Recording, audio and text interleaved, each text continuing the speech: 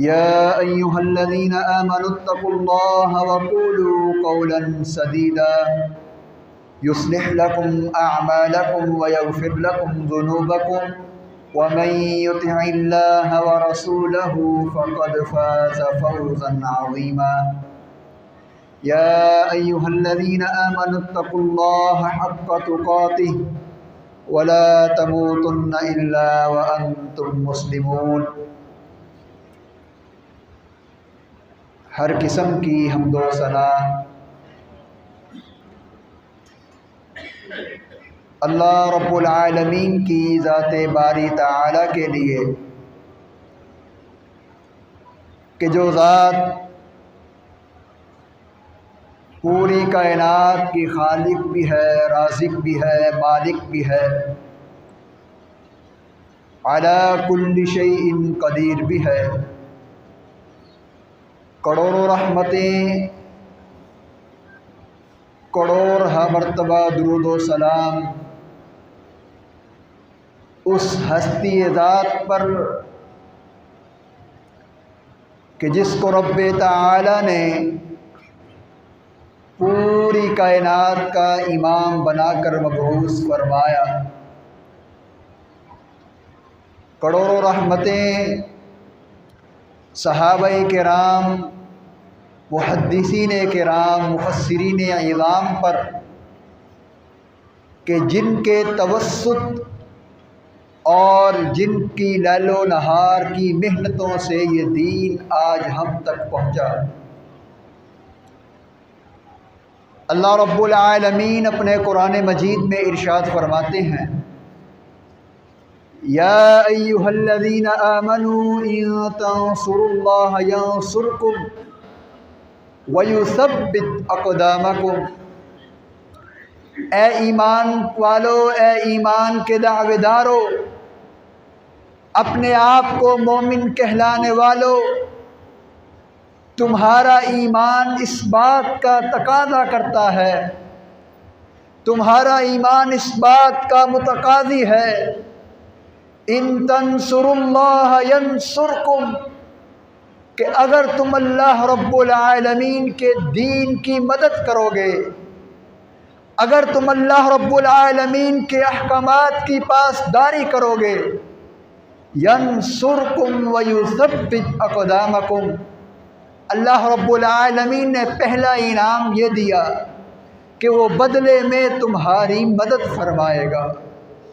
ویثبت اقدامکم، اور دوسرا انعام یہ کہ تمہارے قدم کبھی بھی لڑکھڑا نہیں پائیں گے، تم ہر میدان میں ثابت قدم رہو گے، تمہیں کسی میدان میں شکست کا سامنا نہیں کرنا پڑے گا۔ سیدنا عبداللہ بن عباس رضی اللہ تعالی عنہ فرماتے ہیں، کنت خلف النبی صلی اللہ علیہ وسلم، ترمذی شریف کی روایت ہے، میں ایک دن رسول اللہ صلی اللہ علیہ وسلم کے پیچھے باب رکاب تھا، آپ کی سواری پر آپ کے پیچھے سوار تھا۔ رسول اللہ صلی اللہ علیہ وسلم نے فرمایا، یا غلام احفظ اللہ یحفظک اللہ، اے لخت جگر، اگر تو اللہ رب العالمین کے احکامات کی پاسداری کر لے، یحفظک اللہ، اللہ رب العالمین تیری حفاظت فرمائیں گے۔ احفظ اللہ تجدہ تجاہک، اے لخت جگر، اگر تو اللہ رب العالمین کے احکامات کی پاسداری کر لے گا تو زندگی کے ہر موڑ میں، زندگی کے ہر قدم میں، لمحہ بلمحہ رب العالمین کی مدد کو اپنے ساتھ شامل حال پائے گا۔ تجدہ تجاہک، تو اللہ رب العالمین کو اپنے سامنے پائے گا۔ اور عبداللہ بن عباس رضی اللہ تعالی عنہ کو رسول اللہ صلی اللہ علیہ وسلم نے اپنی سواری پر پیچھے بیٹھے اپنے صحابی رسول کو یہ نصیحت فرمائی۔ عبداللہ بن عباس رضی اللہ تعالیٰ عنہ بیان کرتے ہیں، پھر فرمایا وَإِذَا سَأَلْتَ فَاسْأَلِ اللَّهَ، اے لخت جگر جب بھی سوال کرنا ہو اللہ رب العالمین کی ذات سے سوال کر۔ اس لیے حکیم بن حزام رضی اللہ تعالیٰ عنہ بیان کرتے ہیں کہ میں نے بھی اپنے نبی علیہ السلام سے یہ عہد کیا تھا جب انہوں نے مجھے یہ نصیحت فرمائی کہ وَإِذَا سَأَلْتَ فَاسْأَلِ اللَّهَ۔ اور کیا ہوا، ابو بکر رضی اللہ تعالیٰ عنہ کا دور خلافت آیا، سیدنا صدیق اکبر رضی اللہ تعالیٰ عنہ نے حکیم بن حزام کو ایک باری رقم دینے کی کوشش کی جو انہوں نے صحابہ کرام کے لیے وظیفہ مقرر کر رکھا تھا، مگر حکیم بن حزام نے لینے سے انکار کر دیا۔ فرماتے ہیں میں یہ رقم ہرگز قبول نہیں کر سکتا، اس لیے کہ میں نے اپنے محبوب نبی سے یہ عہد کیا ہے کہ میں جب بھی سوال کروں گا اپنے اللہ سے سوال کروں گا۔ وہ ذات واللہ الغنی وانتم الفقراء کہ ساری دنیا اور ساری کائنات کے خزانے جس ذات کے پاس ہیں، وَعِندَهُ مَفَاتِحُ الْغَيْبِ لَا يَعْلَمُهَا إِلَّا هُوَ وَيَعْلَمُ مَا فِي الْبَرِّ وَالْبَحْرِ وہ ذات يَعْلَمُ خَائِنَةَ الْأَعْيُنِ وَمَا تُخْفِي الصُّدُورِ وہ ذات جو دل میں بہکنے والے خیال کو بھی جانتا ہے، وہ خیال جس کا انسان ابھی اظہار بھی نہیں کرتا۔ فرمایا میں اس اللہ سے سوال کروں گا۔ آئیو میرے بھائی ذرا دیکھیے، آج ہم نے ان دو جملوں کو سمجھنا ہے، احفظ اللہ یحفظک اللہ، احفظ اللہ تجدہ تجاہک کہ بندہ اللہ رب العالمین کے دین کی پاسداری کیسے کر سکتا ہے۔ نبی علیہ السلام کے بڑے ہی پیارے صحابی سیدنا ابو ثعلبہ خشنی رضی اللہ تعالیٰ عنہ بیان کرتے ہیں، سنن دارقطنی کی روایت ہے، فرمایا رسول اللہ صلی اللہ علیہ وسلم نے فرمایا ان اللہ فرض فرائض فلا تضيعوها وحد حدودا فلا تنتهكوها وحرم اشیاء فلا تنتهكوها۔ فرماتے ہیں رسول اللہ صلی اللہ علیہ وسلم نے فرمایا کہ لوگوں، اللہ نے کچھ چیزیں مسلمانوں پر فرض کر دی ہیں، فلا تضيعوها ان اللہ کی فرائض کردہ چیزوں کو ضائع نہ کرو، وحد حدودا اور اللہ رب العالمین نے کچھ حدیں مقرر کر دی ہیں اور ان حدوں کو پھلانگ نہ کرا کرو، ان سے پھلانگا نہ کرو، جو اللہ رب العالمین کی حدود ہیں ان سے تجاوز نہ کیا کرو، وحرم اشیاء فلا تنتہکوها اللہ رب العالمین نے جو چیزوں کو حرام کر دیا ہے ان کی حرمت کو پامال نہ کیا کرو۔ فرض فرائض اللہ نے کیا چیزیں فرض کی ہیں، آئیے میرے بھائیو دیکھیے دین کی حفاظت کیسے ممکن ہے۔ رسول اللہ صلی اللہ علیہ وسلم نے فرمایا، مسلم شریف کی روایت ہے، من حافظ علی هؤلاء الصلوات الخمس حیث ینادی بہن کہ جو بندہ ان 5 نمازوں کی حفاظت کر لیتا ہے، حیث ینادی بہن جس وقت بھی اس کو پکارا جائے، وہ زندگی کے جس لمحے میں بھی ہو، چاہے سفر میں ہو، چاہے حضر میں ہو، چاہے دن ہو، چاہے رات ہو، زندگی کا کوئی لمحہ بھی ہو، چاہے کٹھن مراحل ہو، چاہے انسان کے پاس کھانے کے لیے کچھ نہ بھی ہو، چاہے انسان کے پاس قوت لا یموت ہو، اتنی روزی ہو کہ انسان زندہ رہ سکے، زندگی کا کوئی لمحہ بھی ہو، ایک طرف انسان کو دنیا کی رنگینی بلا رہی ہو، ایک طرف انسان کو دنیا کے دوست بلا رہے ہوں، ایک طرف انسان کو دنیا کا مال و دولت کھینچ رہا ہو، ایک طرف انسان کو دنیا کی محفلیں بلا رہی ہوں، فرمایا دوسری طرف اللہ رب العالمین کا پیغام آ جائے، حیث ینادی بہن اس کو زندگی کے جس موڑ پہ بھی بلایا جائے وہ اللہ رب العالمین کی دعوت پر لبیک کہتے ہوئے حاضر ہو جاتا ہے۔ من حافظ على هؤلاء الصلوات الخمس حيث ينادى بهن. اور رسول اللہ صلی اللہ علیہ وسلم نے فرمایا، مسلم شریف کی روایت، کہ جو بندہ گھر سے وضو کر کے چلتا ہے، اچھی طرح وضو کرتا ہے، پھر پیدل چل کر مسجد میں آ جاتا ہے اور آ کر 2 رکعات نماز ادا کرتا ہے، خشوع و خضوع کے ساتھ اللہ رب العالمین کے سامنے سجدہ ریز ہو جاتا ہے، اللہ رب العالمین ایسے بندے کے لیے ہر قدم کے بدلے اس کے گناہوں کو معاف فرما دیتے ہیں۔ اور یہ 2 رکعات جو اس نے اللہ رب العالمین کے سامنے عاجزی اور انکساری کے ساتھ ادا کی ہوتی ہیں، ان کے بدلے اللہ رب العالمین اس کے گناہوں کو معاف فرما دیتے ہیں۔ تو سب سے پہلی چیز، احفظ اللہ رب العالمین پر ایمان لانے کے بعد، اللہ وحدہ لا شریک کو ایک مان لینے کے بعد، محمد الرسول اللہ صلی اللہ علیہ وسلم کو آخری نبی مان لینے کے بعد نماز کو قائم کرنا ہے۔ اور میرے بھائیوں،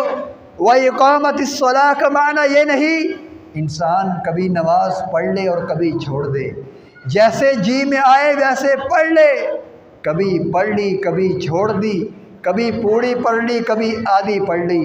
نہیں۔ اقامت الصلاۃ کا معنی یہ ہے کہ جس وقت اللہ نے حکم دیا ہے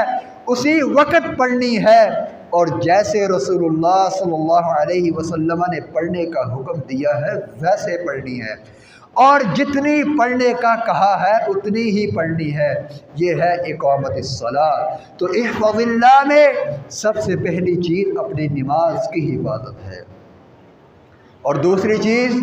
جو اللہ رب العالمین نے اپنے قرآن مجید میں ارشاد فرمائی، قد افلح المؤمنون، اللہ رب العالمین نے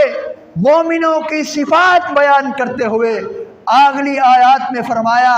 والذین هم لفروجہم حافظون، کہ وہ لوگ جو اپنی شرم گاہوں کی حفاظت کرتے ہیں۔ سنن ترمذی میں ہے، سیدنا عبداللہ بن مسعود رضی اللہ تعالیٰ عنہ بیان کرتے ہیں،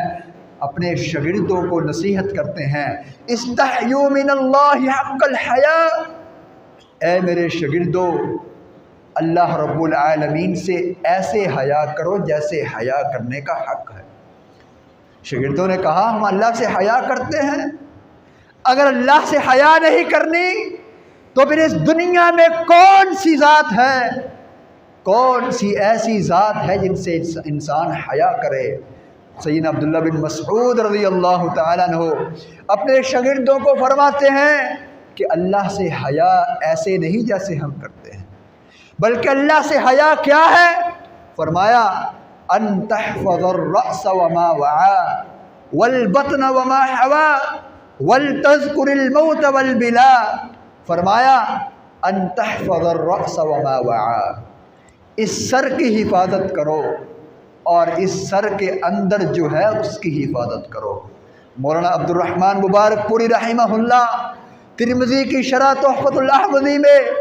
اس کی شرح میں لکھتے ہیں، ان تحفظ الرأس وما وعا کا کیا معنی ہے کہ اس سر کی حفاظت اور اس سر کے ساتھ جو ملحقہ چیزیں،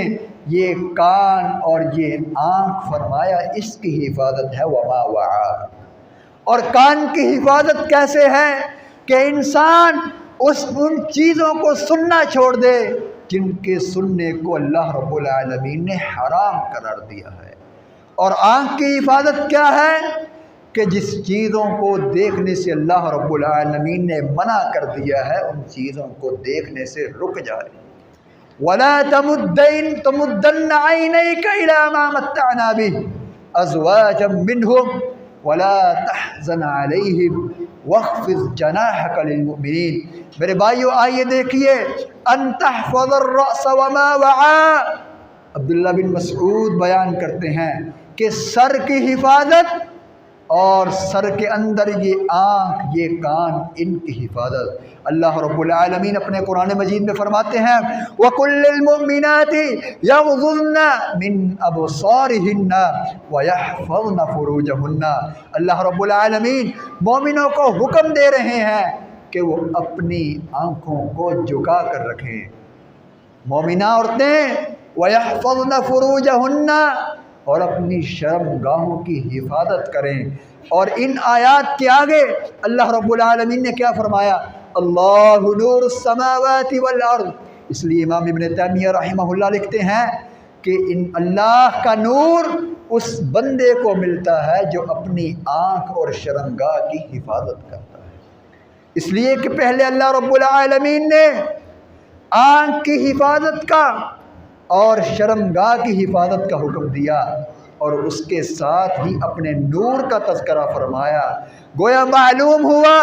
جو بندہ اپنی آنکھ کی حفاظت نہیں کرتا، اس آنکھ کو ان چیزوں سے دیکھنے سے روکتا نہیں ہے جن کو اللہ نے حرام قرار دیا ہے، جو بندہ اپنی شرمگاہ کی حفاظت نہیں کرتا وہ اللہ کے نور سے محروم ہے۔ اور میرے بھائیوں، جو شخص اللہ کے نور سے محروم کر دیا گیا وہ دنیا کی ہر بلائی سے محروم کر دیا۔